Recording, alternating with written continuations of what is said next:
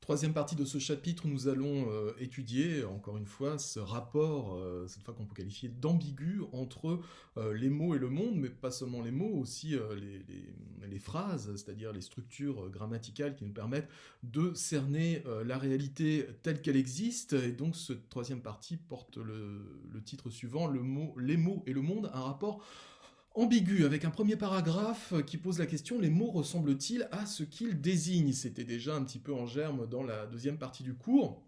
On va développer là-dessus avec notamment Platon.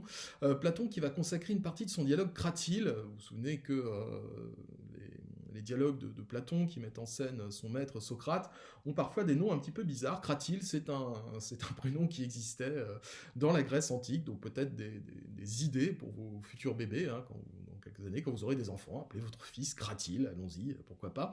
En tout cas, c'est un prénom qui existe bel et bien. Donc il consacre une partie de son dialogue Cratyle au langage. Dans ce dialogue, l'un des personnages, Hermogène, là aussi, hein, prenez des notes pour plus tard, parle de ressemblances quasi physiques entre les mots et les choses. Donc cet intervenant dans le dialogue dit que non, il y a bien une ressemblance quasi physique entre un son qu'on va entendre. Alors bon, ouais, on se demande un petit peu. Et puis le mot qu'il désigne. Et puis, pardon, la chose qu'il désigne, ou le concept qu'il désigne, pour lui, c'est une évidence. Les hommes ont commencé à désigner les objets autour d'eux en faisant ressembler leur son aux objets eux-mêmes. C'est souvent d'ailleurs ce qu'on pense quand on y réfléchit un peu. Cet objet devant moi s'appelle table, c'est comme ça, et puis c'est tout. Pour Cratyle, le rapport est conventionnel. Il y a eu un mot dans le passé, un moment dans le passé où les hommes se sont réunis et sont tombés d'accord sur une nomenclature des mots. Mais cela ressemble un peu trop à une théorie du complot, parce qu'effectivement on se dit, mais si à un moment tous les hommes sur Terre se sont réunis, on dit ça, ce sera une table, ce sera... Enfin voilà, il y a un côté un petit peu absurde quand même là-dedans. Et puis pour se réunir et en discuter, ils ont eu besoin de mots. Or, ça veut dire qu'il y a eu une autre réunion avant, etc. Là aussi, c'est un petit peu absurde. Pour Socrate, l'une et l'autre position sont intenables. La vérité relève plutôt de l'usage, hein. C'est ce qu'on appelle une approche plutôt... Ah bah ça y est, je perds encore mes mots. C'est une approche liée à l'expérience et donc une approche empirique, une approche empirique des choses. C'est au fur et à mesure de la socialisation et du rassemblement des différentes tribus primitives que l'on a pris l'habitude de désigner les choses de telle ou telle façon, de structurer les phrases, etc. Donc tout est une question d'usage et finalement ça rejoint un petit peu la thèse qui est celle de Ferdinand de Saussure, c'est-à-dire que le rapport n'est pas conventionnel, il n'est pas mimétique, mais il est plutôt arbitraire. Ça s'est trouvé comme ça dans telle partie du monde, ça s'est trouvé comme ça avec telle tribu, avec tel village, mais il n'y a pas vraiment de lien entre les choses. Le nomenclaturisme, c'est la pensée qui fait correspondre à chaque chose, chaque objet, un nom précis. Mais le problème qui se pose est le suivant: les mots se rapportent-ils aux choses de façon totalement arbitraire, hasardeuse, et quelle est alors l'utilité du langage si on peut si facilement le remettre en question? Donc c'est l'objet du petit b, le langage comme outil d'exploration et d'appropriation du monde. Le langage doit se comprendre comme une porte d'accès sur le monde. Même s'il a un côté purement conventionnel, il donne aux hommes une culture commune, un point de départ fixe pour comprendre le monde.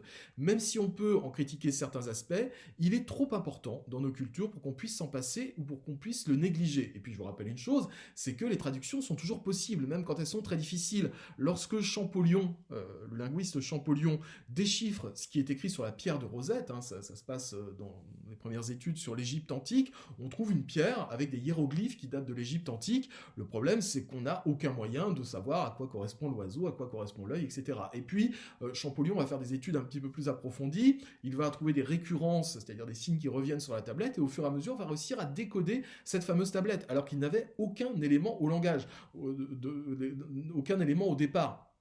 Aujourd'hui, si vous voulez déchiffrer un texte en latin, par exemple, même si c'est difficile, vous allez avoir une base, même si vous ne parlez pas latin. C'est-à-dire que vous allez vous référer à un manuel, vous allez voir que tel mot, ça veut dire ça, voilà. Et donc, vous allez réussir à vous dépatouiller. Champollion part de rien du tout. C'est-à-dire qu'il ne connaît même pas la représentation du monde qu'ont les Égyptiens de cette époque-là. Il ne connaît pas leur religion, il ne connaît pas leur façon de vivre.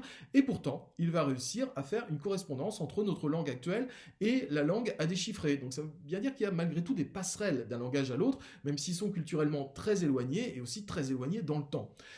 Le langage recèle aussi un paradoxe majeur. Il est à la fois le berceau commun des cultures et en même temps il est à l'origine de discordes, d'incompréhensions, voire de guerres. Voire, je vous rappelle le mythe de la tour de Babel que je vous ai expliqué dans la partie suivante du cours, cette mythologie qui raconte que si aujourd'hui le monde est dans une sorte de chaos, si aujourd'hui les hommes ne s'entendent plus, il y a des guerres, c'est là aussi une malédiction, une vengeance de Dieu qui a voulu se venger de l'arrogance des hommes qui voulaient monter jusqu'au ciel avec leur fameuse tour.